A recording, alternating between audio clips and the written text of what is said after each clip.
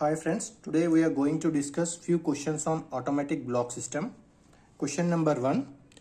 In case of total interruption of communication in double line automatic section, if any train detained in the section due to loco failure, then the rear protection shall be option A 90 meter, 90 meter and 10 meter. After that 45 mm, 45 meters PHS. PHS means showing of physical hand signal. Option B 250 meters, 250 meters, 10 meters and 45 meters PHS. Option C 600 meter, 600, 10 meter, 10 meter, 45 meter PHS. Option D none of the above. इस question का meaning है, अगर total interruption of communication है automatic section में due to loco failure हो गया तो rear protection, पीछे प्रोटेक्शन किस तरह से करना है.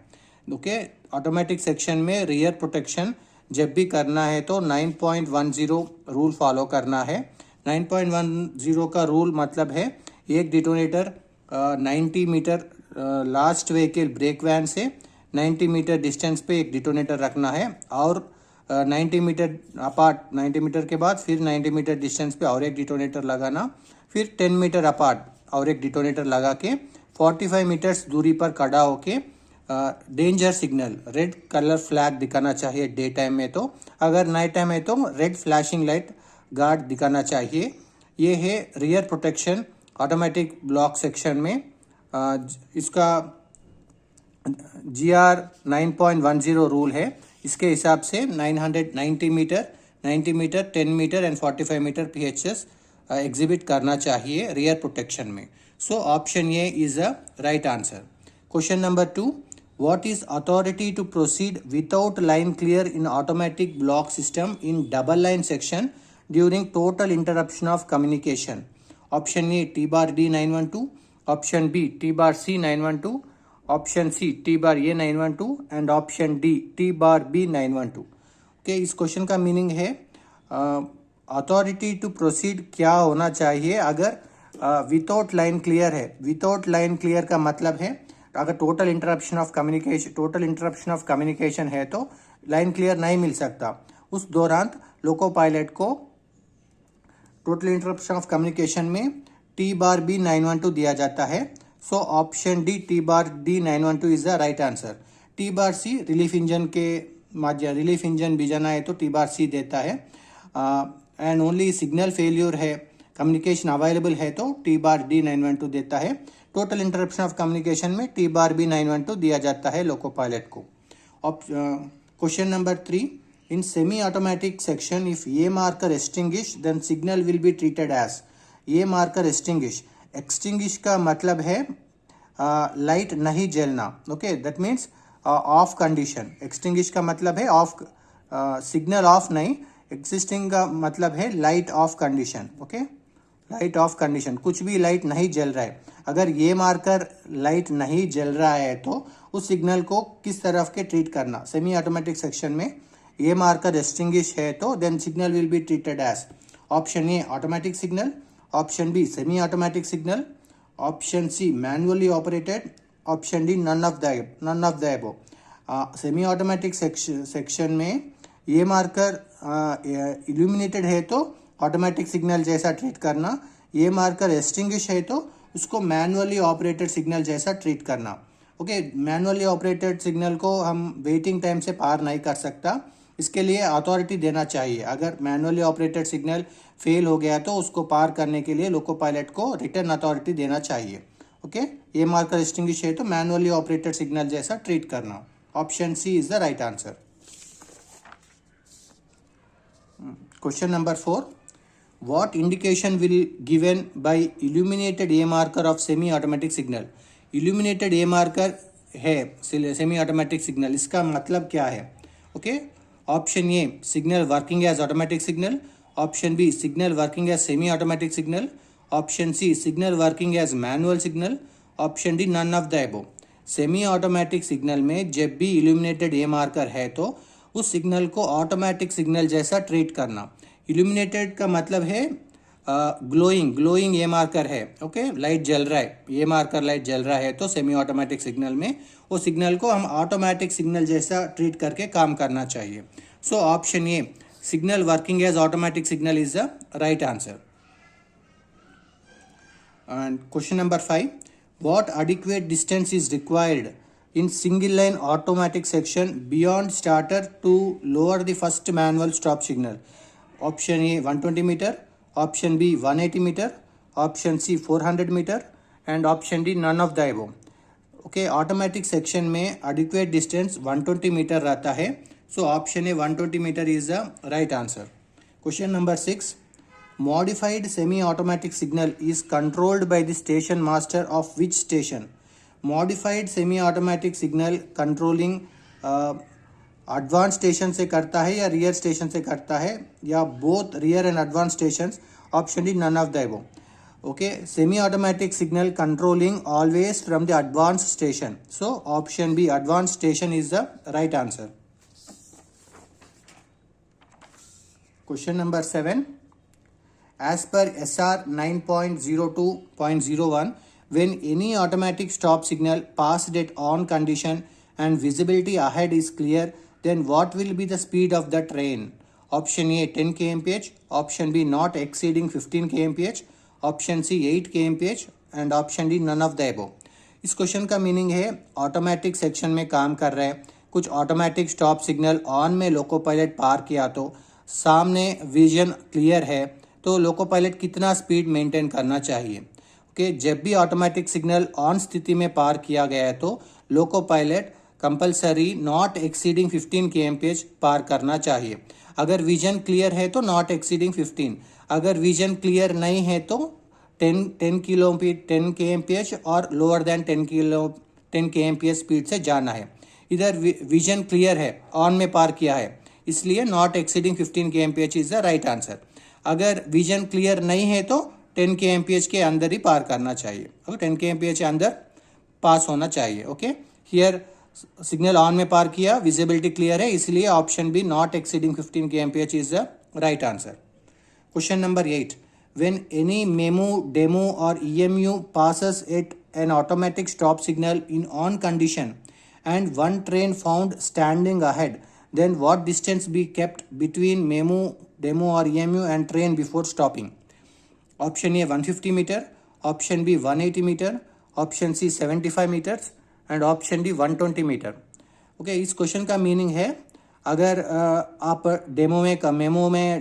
मेमो या डेमो में काम कर रहे हैं और ऑटोमेटिक स्टॉप सिग्नल डेंजर में है, इस स्थिति पे लोको पायलट दिन में 1 मिनट, नाइट में 2 मिनट वेट करके 15 बार 10 kmph स्पीड से आगे बढ़ता है. आगे जाने के बाद अगर सामने एक गाड़ी है तो लोको पायलट कुछ सेफ डिस्टेंस के बिफोर ही उनका गाड़ी को रोकना चाहिए. वो सेफ डिस्टेंस है 2 OHE मास्ट और 150 मीटर्स. 2 OHE मास्ट के बीच का डिस्टेंस 75 मीटर रहता है. 2 OHE मास्ट का मतलब है 150 मीटर्स. ओके, 150 मीटर्स के पहले गाड़ी को रोकना है. ये है नॉर्मल ट्रेन को स्टॉप करना चाहिए. अगर मेमो और डेमो काम कर रहा है तो इनके लिए एक छूट मिला गया है. मेमो और डेमो वर्किंग कर रहा है तो 1 OHE मास्ट के पहले आप गाड़ी को रोक सकते हैं, 1 OHE मास्ट और 75 metres. But in this question they told clearly that MEMU और डेमो ट्रेन्स, इसीलिए इसका आंसर है 1 OHE मीटर और 1 OHE मास्ट और 75 metre. So option C 75 metre is the right answer. Question number 9, authority to proceed for relief engine into an automatic block section, what is the authority form number? Okay, relief engine automatic block section में जाना चाहिए तो loco pilot को station master TC 912 authority दिया जाता है. TC authority 912 के साथ loco pilot automatic block section में रिलीफ इंजन को लेके जा सकता है. So option B TC 912 is the right answer. Question number 10, what is the authority form number for passing automatic or semi-automatic or manually operated or gate stop signal in on condition? Okay, on condition में पार करना चाहिए तो signals को कौन सा authority के साथ पार कर सकता है? Option A TD 912, option B TB 912, option C TA 912, option D TC 912. Okay, here answer is T bar A 912। T bar C 912 relief engine के लिए देता है। T bar B 912 total interruption of communication के लिए देता है। T bar D 912 signal failure, prolonged signal failure के लिए टी बार डी 912 दिया जाता है। ठीक है, next question, question number 11। In case home signal in automatic section becomes defective, the rear station master will issue the authority. Option A T369-1, option B T bar A 912, option C T bar B 912, option D none of the above. जब भी rear station master always T369-1 authority दिया जाता है।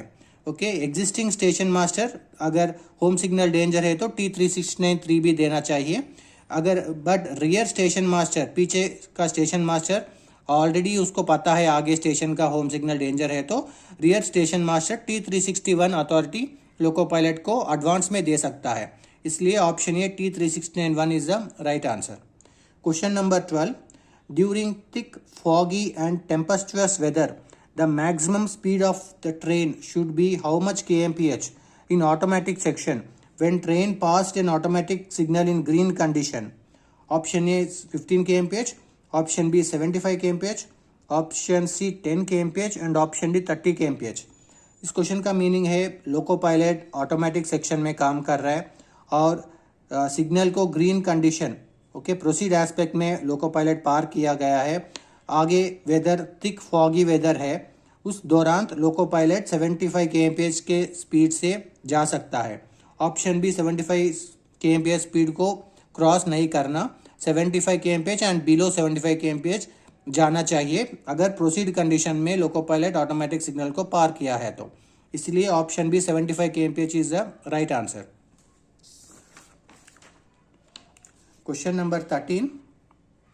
As per SR 3.74, if any automatic signal is continuously bobbing, then LP should treat that signal as। Bobbing का मतलब है flickering. Okay, signal आना जाना, ऐसा with in seconds signal on हो रहा है फिर ऑफ हो रहा है, ऐसा वो कंडीशन को कंटिन्यूसली बॉबिंग बोलता है। अगर ऑटोमेटिक सिग्नल कंटिन्यूसली बॉबिंग हो रहा है तो उस सिग्नल को LP should treat the signal as defective. Option A defective, option B signal will be treated as showing one yellow signal, option C follow the most restrictive aspect shown by the signal and option D none.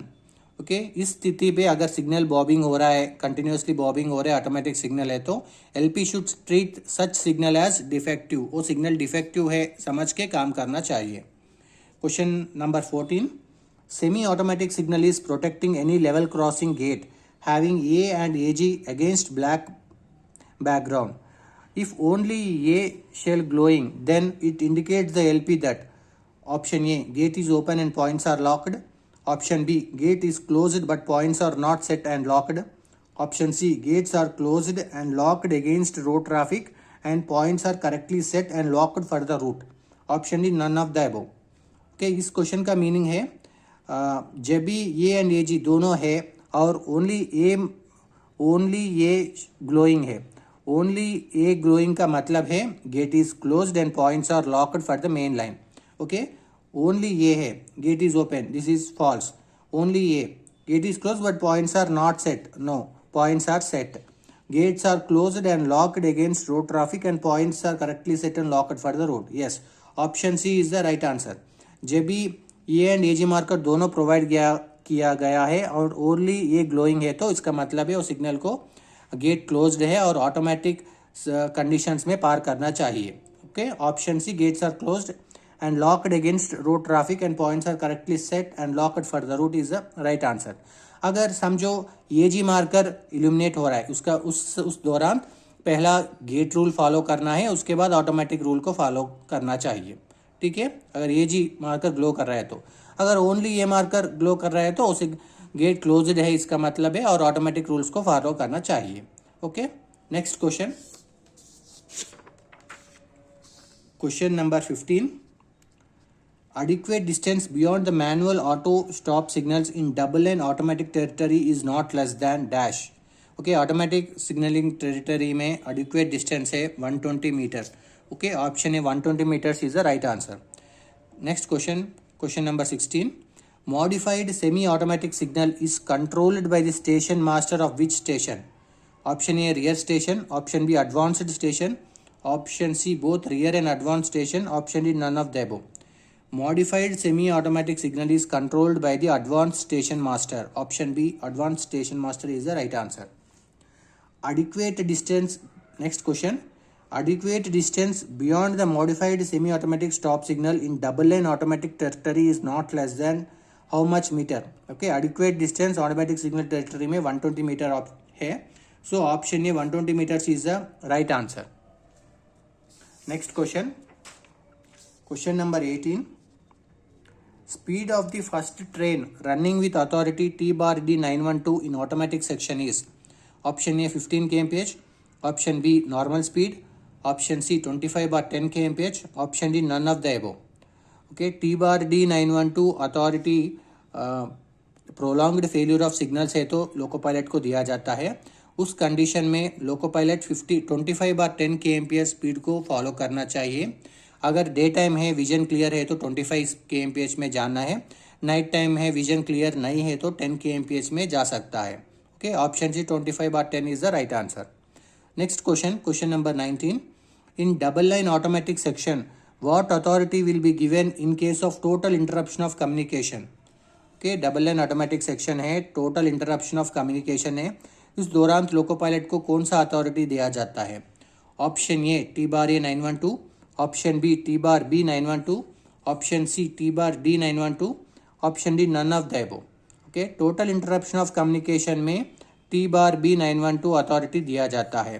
Okay, prolonged failure of signal है तो T bar D देता है. Okay, total interruption of communication में T bar B 912. Next question, question number 20. Stations are in auto section or classified as dash station. Automatic section का stations में stations को कैसा classify किया जाता है? इस question का meaning है option A class station, option B class station, option C special class station and option D none of the above. इस कंडीशन का क्लासिफिकेशन नहीं है.